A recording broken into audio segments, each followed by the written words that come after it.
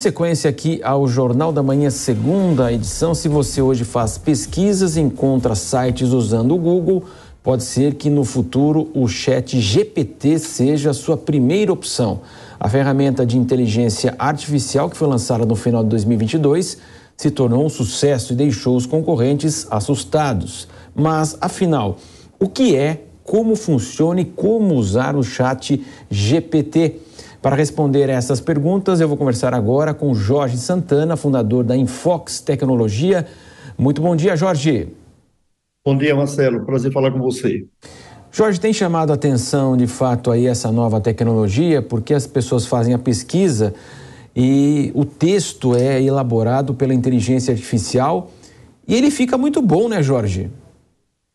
A princípio, Marcelo, o texto ele tem como características uma enorme semelhança com aquilo que o ser humano escreveria, com um elevado grau de coerência, né, com uma correção ortográfica e gramatical também acentuadas, e é até muito difícil distinguir ou saber que aquele texto foi produzido por um sistema, por uma máquina, e não por um ser humano, né? Então, de fato, a assertividade e a acurácia desses textos chamam muito a atenção, é fato isso. Conosco também para participar dessa entrevista, o Diogo Schelp, nosso comentarista. Pois não, Schelp? Bom dia. O que o ChatGPT tem de fato de melhoria em relação ao que é capaz de fazer, por exemplo, o Google? E como empresas como o Google vão ter que se adaptar e correr para superar e enfrentar essa concorrência?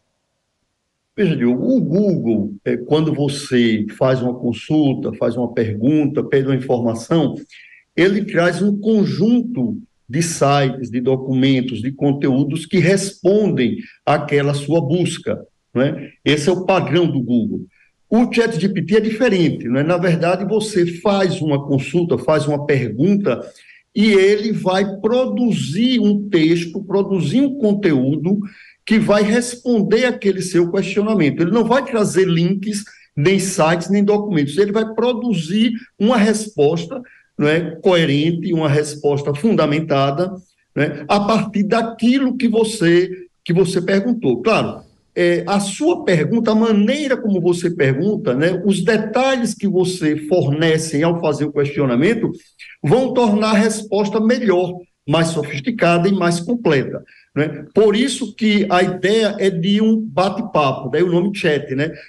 Funciona como bate-papo. Você pode fazer uma primeira pergunta, ele trazer uma resposta e você continuar o diálogo aprofundando aquele tema que você está discutindo com a tecnologia, né? Então, não seria um pergunta-resposta único, né? Seria um bate-papo, né, com alguém que está no outro lado e que raciocina como se fosse um ser humano, responde como se fosse um ser humano. Tá? Essa é a ideia do ChatGPT. E você falava sobre a questão do Google. O Google, ele tem tecnologia similar, lançou agora em fevereiro, imediatamente após o sucesso explosivo do ChatGPT. A própria Microsoft incorporou o ChatGPT na sua ferramenta de busca, que é o Bing, e nós podemos também usar no próprio Google o ChatGPT. Eu tenho instalado, por exemplo, junto com o meu Google, ao lado o ChatGPT. Então, tudo que eu pergunto ao Google, eu também vejo a resposta do próprio ChatGPT. Ô Jorge, nós tivemos aí com o avanço justamente da tecnologia do próprio Google, né? A gente sabe que os professores pedem trabalhos, né? E as pessoas foram lá, Ctrl+C, Ctrl+V, e começaram a entregar, às vezes nem tirava a barra lá, quer dizer, aquela coisa. A gente pode esperar, de fato, aí que uma tecnologia como essa, que ainda tem ainda alguns furos, por exemplo, se você digita lá jornalista e coloca o meu nome, ele vai dar empresa que eu nunca trabalhei, histórias que eu nunca fiz, ainda tem, evidentemente, erros nesse processo, mas a gente sabe que a tecnologia só avança, daqui a pouco, então, os trabalhos universitários, escolares vão ser feitos por essa ferramenta ou uma outra ferramenta que surja? É preciso chamar a atenção para um ponto que você levantou, né? Apesar do elevado grau de coerência, de assertividade das respostas produzidas por essas ferramentas, elas contêm imperfeições. Às vezes elas trazem erros, alguns erros até, eu diria que grosseiros. Outros não tão perceptíveis assim. Por isso que é fundamental considerar que aquele conteúdo que a ferramenta fornece precisa ser cuidadosamente examinado e validado, né? O próprio fundador da empresa detentora da tecnologia, que é a OpenAI, ele comentou recentemente que, para situações muito críticas, ele não recomenda o uso da ferramenta. Por quê? Porque as respostas não são 100% corretas. Elas poderão e tendem a ter imperfeições que irão diminuir com o passar do tempo. Mas é importante chamar atenção para esse fato, né? Eu fiz, por exemplo, uma consulta, uma pesquisa recentemente e vi que tinha um detalhezinho lá que estava errado, né? Então, é preciso atentar para isso. E com relação ao uso nas escolas, essa é uma polêmica que surgiu agora com o advento desse tipo de tecnologia, com a disponibilização dela em larga escala. São tecnologias que já existiam há muitos anos, mas a facilidade, quer dizer, o fato dela estar disponível para qualquer um de nós usar é que causou todo esse impacto, né? Então, o que acontece? Escolas americanas, simplesmente, no primeiro momento, resolveram proibir o uso, né? Proibir. Universidades francesas também proibiram e ameaçaram os estudantes de punição caso utilizassem esse tipo de tecnologia para produzir os seus trabalhos. Até que a ficha começa a cair. Qual é a ideia agora? É como utilizar essa tecnologia em favor do processo de ensino-aprendizagem. Não é proibindo que vai resolver, não é? Então, existem hoje vários estudos, vários experimentos, não é, mostrando que é um grande aliado da educação. O detalhe é que, como nossa educação parou no tempo, né, a tecnologia avançou muito nas últimas décadas e a educação continua orientada ao tradicional giz com a lousa para se escrever, né, e uma aprendizagem baseada em memorização, pouco crítica.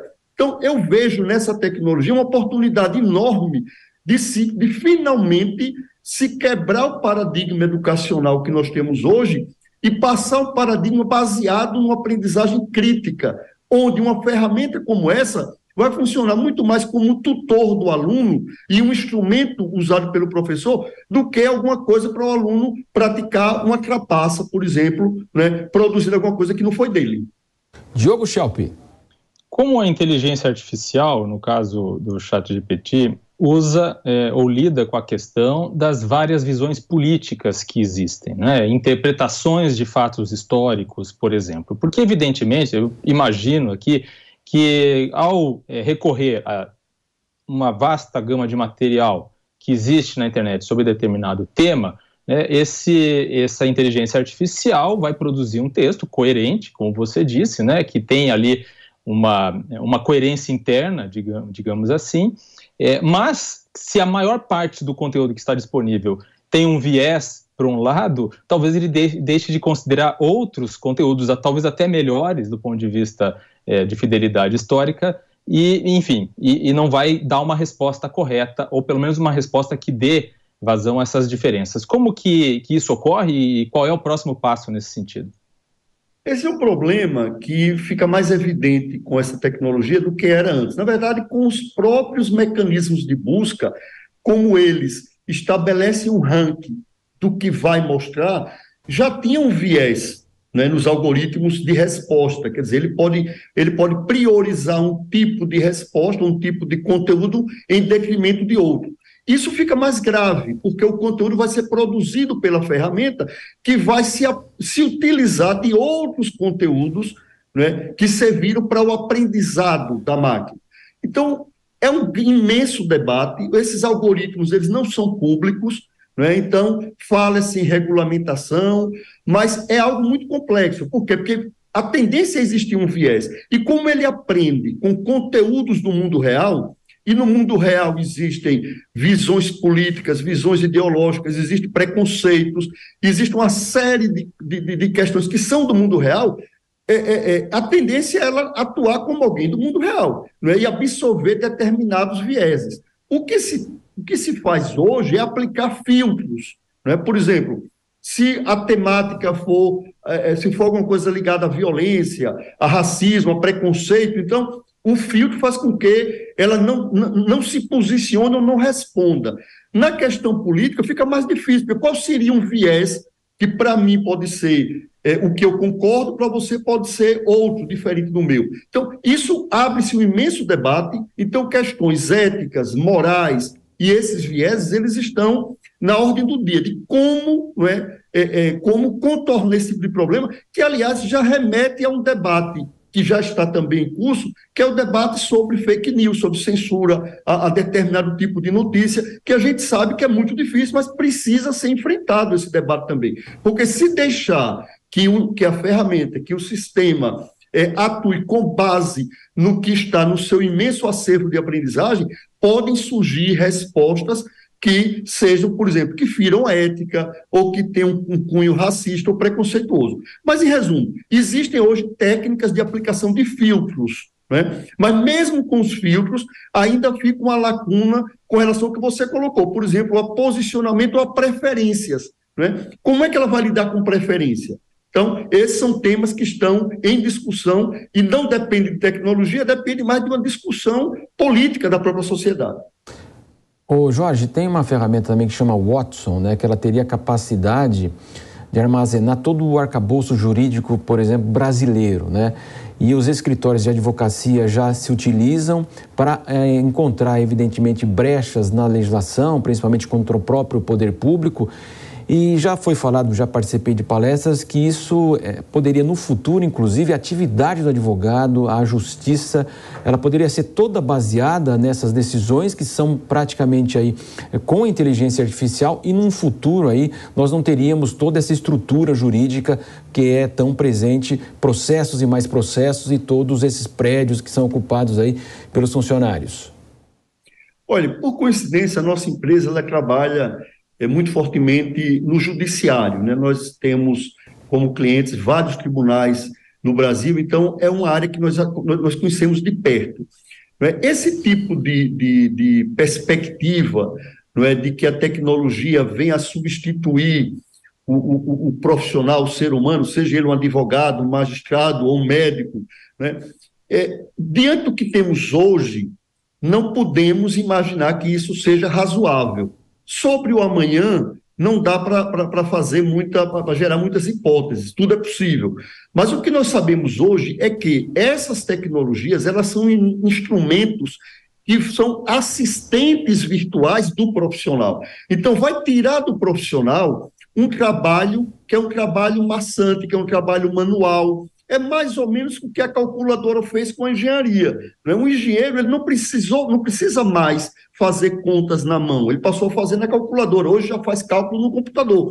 Então, são ferramentas que vão tornar o trabalho menos exaustivo, né, e de melhor qualidade. Com relação ao acervo processual do judiciário brasileiro, ele está hoje armazenado no CNJ, e esse tipo de ferramenta, atuando sobre esse acervo, que é um acervo do judiciário brasileiro, ele servirá imensamente para o magistrado, na hora que ele for elaborar uma sentença, para o advogado, quando ele for escrever uma petição. Então, ele vai ver, do ponto de vista prático, como é que esse tipo de matéria tem sido julgada naquele tribunal, naquele órgão julgador. Então, são instrumentos que vão facilitar muito a vida do profissional. Eu não imagino substituir. Agora, evidentemente que se tem dentro de uma equipe profissional aqueles que fazem um trabalho muito básico, muito elementar, que a inteligência artificial substitua, provavelmente esses vão ter que se reposicionar, porque aquele tipo de trabalho, ele deixa de necessitar do ser humano e passa a ser feito pela inteligência artificial. Mas, em linhas gerais, qualquer que seja o profissional, uma ferramenta como essa vai servir e muito para auxiliar no seu cotidiano, né? Tornar seu trabalho mais leve, fazer com que ele se dedique mais aos aspectos mais importantes do trabalho e não perca tempo fazendo um trabalho que pode ser feito por uma máquina. Jorge Santana, fundador da Infox Tecnologia, uma ótima entrevista aqui explicando toda essa tecnologia. Obrigado, Jorge. Até a próxima. Até a próxima. Obrigado pela oportunidade. Um abraço. Um grande abraço. Dando